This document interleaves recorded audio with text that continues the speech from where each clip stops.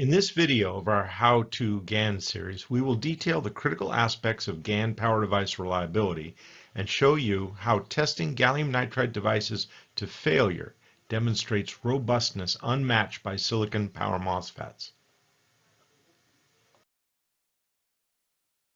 Let's start with a true story. This goes back to World War II, where bomber missions were being flown from England over Germany. Many of those bombers didn't return, but the ones that did return were pretty shot up. They had flak holes in them and bullet holes in them. From this, the engineers made a composite drawing, which you can see here, and all of the damage that was done and all these various bombers were coming in, were put onto this drawing. The engineers were proceeding to reinforce these areas because logically, if you have holes in these areas, you ought to make the outer shield more resistant to those bullets and flak.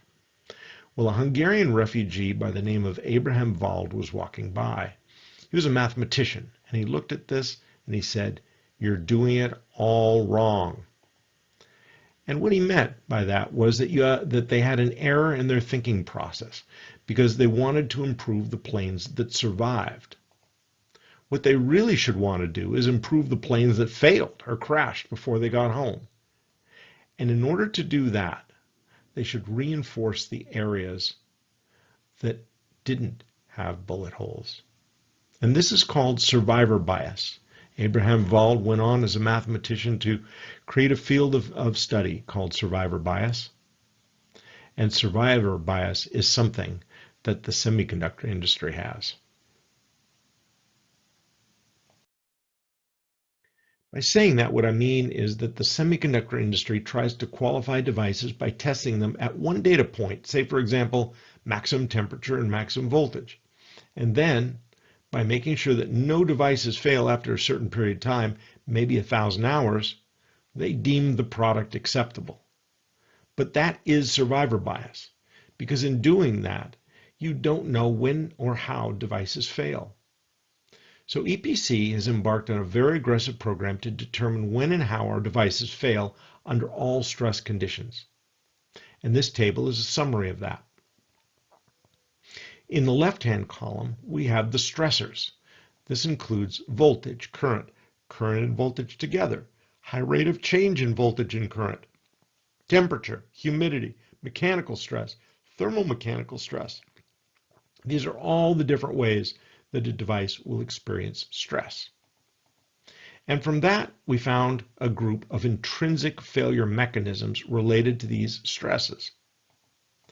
At times, what we had to do was stress devices well beyond the datasheet limit in order to find that failure mechanism. And we'll talk a little bit about what that means. And in some cases, we've not yet found a mechanism. In the Phase 11 report, we report on several new mechanisms. And it's shown here on the right-hand column. The ones that are green are the ones that are addressed in this Phase 11 report. The ones that have numbers next to them are addressed in references at the end of the report, which are all previous phase reliability reports from EPC that are available on our website. So let's go ahead and look at one of the basic failure mechanisms based on voltage stress on the gate to the source. This is the simplest case, and it's the one with the most concrete answer to it. So this is a good place to start because the answer to this one really helps us understand how this methodology works, and then we can proceed with a few more complicated examples. To start off with, let's look at the structure of our gate to source in our eGaN transistors. To begin with, I'll say that at this time, we've tested 4,639 of these transistors to 1,000 hours at maximum temperature and maximum voltage without a fail. But of course, that's survivor bias. Those gates look like this in cross-section. They looked like it at the beginning of the test, and they look like it at the end of the test. So we really haven't learned anything. But what we can do is take devices well beyond their data sheet and monitor how they fail. The graph on the left shows the probability of a failure on the vertical axis, and on the horizontal axis, the time for that failure. we took groups of about 32 devices each, and we put bias at 8 volts, 8.5 volts, 9 volts, and 9.5 volts on the devices. And we measured exactly when that device exceeded the datasheet limit for the gate and therefore was a failure. And as you can see, the first devices failed with 9.5 volts applied after a very little while, and then more and more devices failed at each voltage. And at 9.5 volts, you can see that by the time we get to about 2000 seconds, all 32 devices failed. At this point, and with this applied DC voltage, the probability of failure is 100%, or 1.0 on this graph. We did the same test at a higher temperature, and we can see that in the graph on the right where we did just 9 volts and 9.5 volt legs. From this data, we can create these graphs. On the left-hand side, we show the mean time to failure for devices versus gate voltage at two different temperatures. And on the right-hand side, we answer the question, what is the time to failure for a certain percentage of the devices versus gate bias? In this case, we took the automotive qualified EPC 2212 as a representative device. And since all of the gate structures are essentially the same of all of our devices, this is a good representation of what eGaN technology can do today. And in the end, we still need to verify that all these devices behave exactly in the same way. An important thing to note is on the left, we see very little difference in the failure rates at 25C or 120C. In other words, the gates are not very sensitive to temperature. We also notice that as you go to higher gate bias, the failure rate, of course, increases rapidly and the mean time to failure goes down. On the right-hand side, we show that in terms of percentage of failures. We drew a vertical line to show the maximum rating of our devices. That's 6 volts. And you can see the first diagonal green line that says 1 ppm, and that's our prediction when you'll see 1 part per million failures in our gates. Now, if you follow that line up to the dotted line that says 10 years, you'll see that at 10 years, we'd expect 1 part per million fail at approximately 5.25 volts on the gate. So if you put 5.25 volts DC on our gate and you waited 10 years, you'd see approximately 1 part per million failure. Now, this is a very stringent kind of test, and the fact that we rate our device at 6 volts, where at 10 years you would see about 20 ppm failures, is much, much more stringent than the way power MOSFETs are rated. And it's one of the reasons why to this date we've seen no field gate failures in our eGaN FETs. But when we did fail devices, again, by going way beyond datasheet limits, this is what we saw. Here you're seeing a cross-section of the gate and the gate metal and the metal field plate and the dielectric between the metal field plate and the gate metal. And that's exactly where the failure occurred. In fact, all the devices failed in this manner, sometimes on the left side of the gate and sometimes on the right.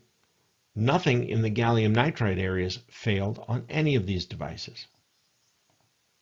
This failure on the left side of the gate shown here is actually through a silicon nitride layer that separates the field plate from the gate metal.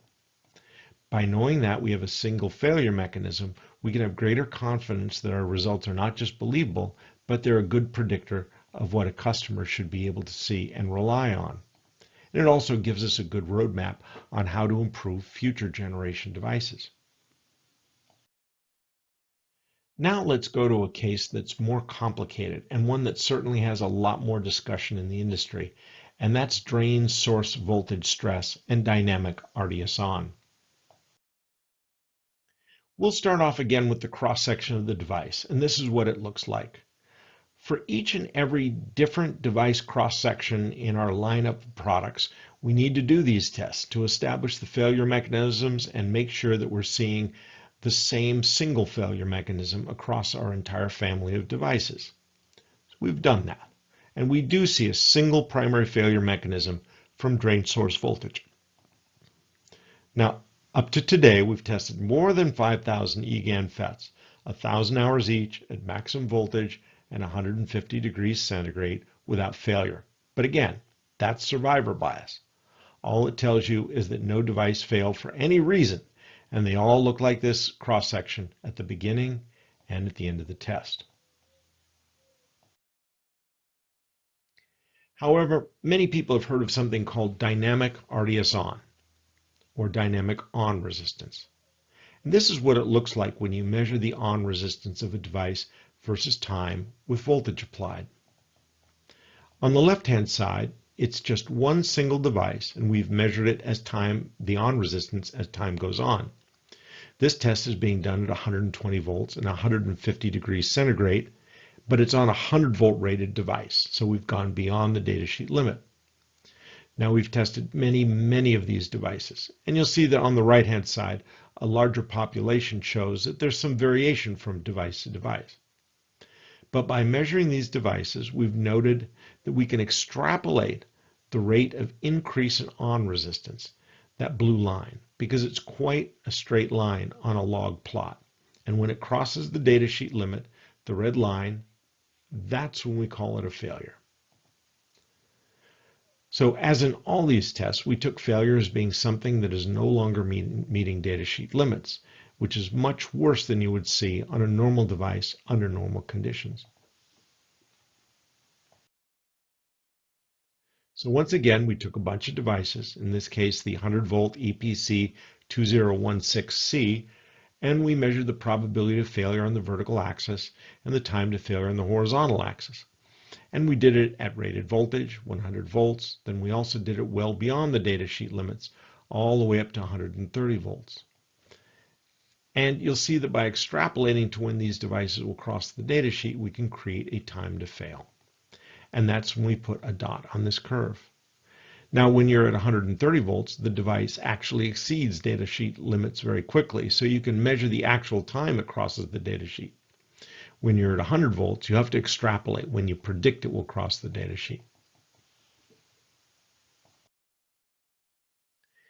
Those graphs can be translated into these graphs. On the left-hand graph, you have time, the time to failure for various percentage failure rates. So 0.0001% is 1 part per million, and 1%, of course, you know what that means. And we draw a 20-year line on this graph. And you can see that the 100 volt rating of the EPC 2016C, we would expect that these devices would see less than 1 part per million failure in far more than 20 years, hundreds of years actually. However, if you look at the error bars, you'll see the error bars dip under the 20-year line a little bit to a little less than 10 years, and that's the 90% probability line. So with 90% probability, we can say that you should see about 1 part per million failures at 90 volts DC bias in about 10 years. But on the right-hand side, there's a mystery. If you look at the drain voltage on the horizontal axis and the mean time to failure on the vertical axis, this is showing the rate of failure versus temperature. Note that the 90 degree C line is above the 150 degree C line and the 35 degree C line. In other words, at 90 degrees centigrade, the time to failure is much longer than at lower temperatures or at higher temperatures. We didn't understand that for several years, and that's a mystery that I will solve for you today. To begin to solve this mystery, let's look at what we think is the mechanism of failure. It's well documented that you can generate hot carriers in gallium nitride when electrons are exposed to high electric fields. These electrons get accelerated to a high energy, and it's high enough that they can actually penetrate layers in the device and get trapped. This image is an actual photograph of the photons emitted by hot carriers as they get trapped, and it's in a generation 4 eGaN FET device. And we can zoom in on that. As you can see here, each of the electrons emit a photon as they get trapped, and we image that light in this photograph. We've also overlaid the mask design so we can tell exactly where those electrons are when they're getting trapped. And it turns out it's the point of highest electric field in the device. With this imaging tool, we could actually modulate the voltage of the devices and see when the hot carriers come in and when they don't. Based on that, we designed our new 5th generation devices so that they would be much less susceptible to hot carrier injection induced dynamic RDS on. But let's go back to the story that we had a minute ago, where we applied DC bias on devices in a test called high temperature reverse bias, or HTRB, and let them sit for thousands of hours, and then measured the increase in on resistance. Now, when you heat up a device with just DC bias on it, all you have is a leakage current, and that may be just a few microamps of electrons that are available to become trapped. Well, these graphs that I'm about to show you are actually a very different kind of test. In order to make sure that we can really understand failures from hot carriers, we wanted to generate as many hot carriers as we can and cause devices to fail quickly.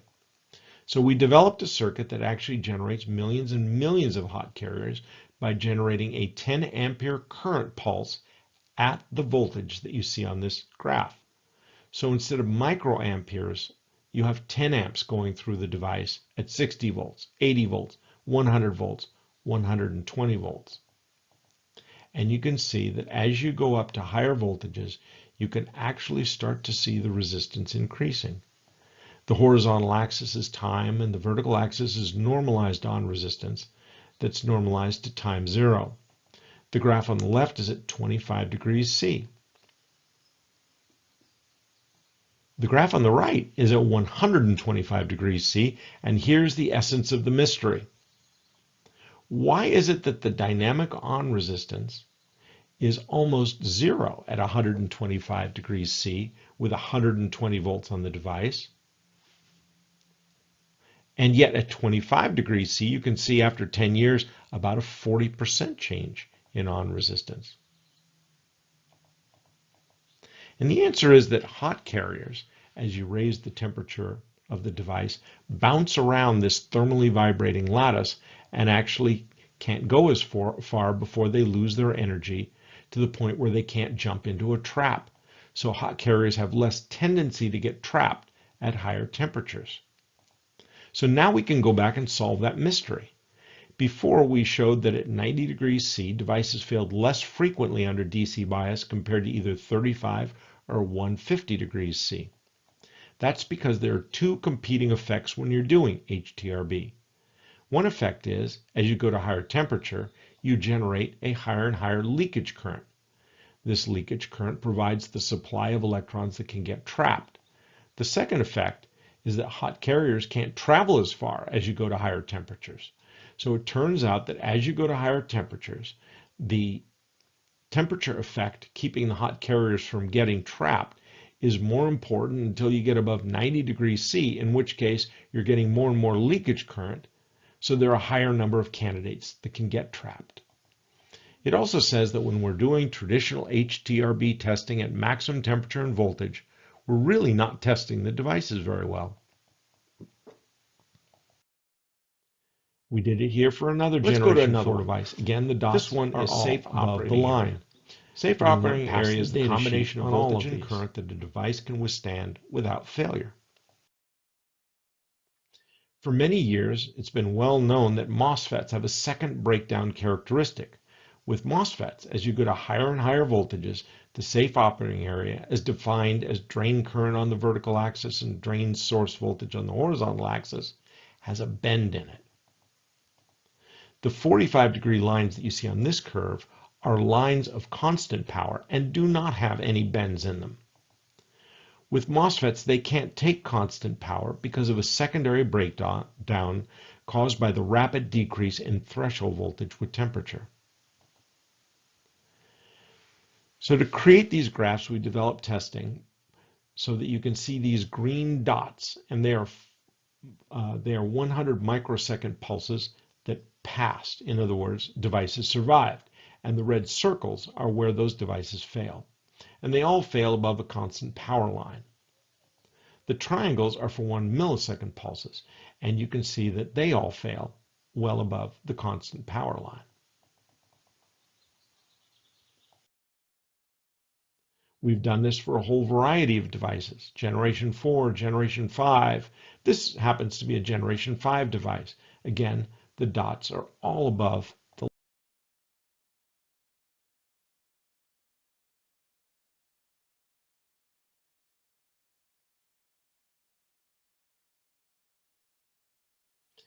And here's a 200 volt device. Again, the dots are all above the line. So the conclusion can be made that these devices have a very predictable, thermally limited, safe operating area that users can rely on. Now I'm going to show you a new test, and this one's really cool, and that is short circuit testing to failure. For those of you who worked with IGBTs, you know that they are typically short circuit rated. MOSFETs are not because they don't typically experience a short circuit in their most common applications. Well, we decided to test our eGaN FETs under short circuit conditions. And here's what the curves look like based on the oscillograms from the tests. On the left side, you'll see the drain source voltage over time, and you'll see it going up, up, up, up, up. And on the right-hand side, you'll see the drain current corresponding to each of these steps. And so, of course, the drain current goes up because you have more gate voltage, and therefore the device will accept more current from an unlimited current source that drives the drain source voltage higher and higher. So with 6 volts on the gate and unlimited current available, the drain source voltage actually goes up to about 60 volts, and the drain current is about 60 amperes. So think about that for a moment. You're running, in this case, several tens of amperes through a device at 60 volts. That's kilowatts of power through this 0.8 square millimeter device for 15 microseconds. Here we tried to see how much we can take and how long it takes for them to fail. This is showing you what happens as we go longer and longer with the pulses until these extraordinary conditions cause a failure. The explosions are actually quite loud when that happens. On the left side, you'll see an EPC 2203 that's a generation 4 device with a total area of 0.8 square millimeters. That's very tiny. They have only 2 bumps by 2 bumps.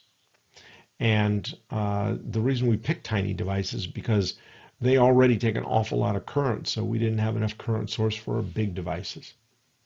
Anyway, as you can see, it blows up somewhere around 18 microseconds. On the right-hand side, you'll see a 5th generation EPC 2051. Again, that's a tiny device. It's 2 bumps by 3 bumps, has a total area of 1.2 square millimeters. And again, at about 15 microseconds, you can see that it gives up. Both of these devices have a maximum gate source voltage of 6 volts on them, and the current is unlimited. Now we can look at that in a table. In this case, we measured at which point these devices failed. Again, the EPC 2203 generation 4 on the left, and the EPC 2051 generation 5 is on the right, and we bid it both at 5 volts, the recommended drive voltage, and at 6 volts, the maximum voltage that the devices are allowed to take. And that's probably more than anybody is putting on these devices right now. As you can see, the mean time to failure for the EPC 2203 is about 13 microseconds with 6 volts on the gate, and about 20 microseconds with 5 volts on the gate. And you'll notice that the EPC 2051 actually fails a little sooner with 6 volts on the gate, a little longer with the 5 volts on the gate. If you look at the minimum time, you'll see that it's pretty tight distribution for these devices. The minimum is very close to the mean. So I think it's safe to say that the user could feel very comfortable if they had a short circuit protection circuit that clicked in 5 microseconds. No problem. But one thing that we can say about our devices is they're incredibly robust. Take a look at the energy. 50 millijoules is what these devices are taking per square millimeter before they fail. If you look at that in terms of power per unit area, it's about 3 to 5 kilowatts per square millimeter. That's 3 to 5 kilowatts per square millimeter. Some of our devices are 13 square millimeters, so that means that they would be able to take 65 kilowatts of power before failing. We also did pulse current testing. One thing about GaN devices is that they're faster than anything that's ever been before, and therefore you can have higher DIDT and higher DVDTs than any power device experienced in history. Where this is important is in an application such as LiDAR, that's light detection and ranging. So Rob and his team took our LiDAR test board and developed a LiDAR test where we could very frequently pulse devices at very high current and very narrow pulses. So in this case, the current is about 50 amperes and the pulses are about a couple of nanoseconds wide. And we pulsed it at a very high repetition rate. In the graphs on the right, you'll see the peak current, which is about 60 amperes. And we measure the peak current to make sure these devices are still surviving. And it's out past 4.2 trillion cycles, which is a little bit more than the projected automotive lifetime for a LiDAR system. You'll also notice that the pulse width is very stable at somewhat under 2 nanoseconds. So these devices are very, very stable. And again, we test many, many devices, and they're all very stable. We also tested their on resistance and threshold voltage, and you can see they're very flat all the way out past 4.2 trillion cycles. So we have a lot of confidence when we go out there and talk to time of flight or LiDAR customers that these parts are going to withstand whatever they can do for however long they want to do it. We're continuing these tests because we want to have more devices and we want to take them out to multiple lifetimes of cars with this test, and at some point get them to fail so that we can understand the intrinsic failure mechanisms under these extreme conditions. There are also a series of mechanical tests that we can do. We have many planned. We've done some and presented them in previous reliability reports. But in this one, it's the first time that we're reporting shear test results and backside pressure results. Shear test is where you take a little mandrel and you actually go to the side of the device and you put pressure on it until it breaks away from the PC board. And then you measure the shear strength in terms of grams. Now, Mill Standard 883E method 2019 gives minimum recommended die shear strength versus area of the device. These are basically made for packaged devices that have lots of solder area on a PC board. In our case, our smallest device, the EPC2203, has only 4 little bumps. This graph has die shear strength on a log scale on the vertical axis. Various eGaN FETs are on the horizontal axis, arranged from smallest on the left to largest on the right, and we're comfortably above the recommended minimum failure force in all cases. In fact, the largest die is an order of magnitude higher than the recommendation. So it says that our devices are very strong when mounted on a PC board. Devices will withstand high vibration and they'll withstand high shock testing without any problems. We also tested the backside force. This is important because people want to know how much force they can put on the heatsink without cracking the die. They also want to know how much force they can use during pick and placing the device from a tape and reel onto the PC board. We've tested a fair number of devices up to 400 psi. This is well beyond where anybody would crank on a heat sink, and it's well beyond any pressure that would be put on the device by a pick and place machine. And as you can see, we have 0 failures. So we need to keep going on this test to find out exactly where they fail, and then we can use that in the future to make sure future devices are as robust as these devices or even better.